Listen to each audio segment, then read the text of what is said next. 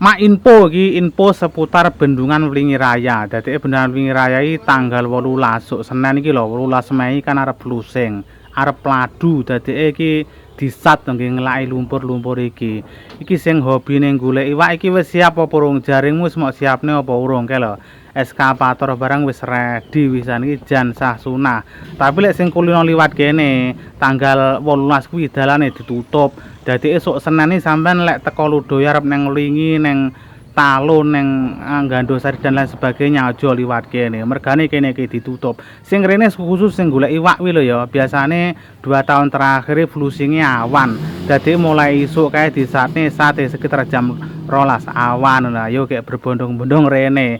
Tapi lek sing tujuane ora golek iwak aja liwat kene. Mergane dalane ditutup. Iki kurang luwih 4 dina apa 3 dina ditutup. Yo wis mak yo info seputar Bendungan Wlingi Raya.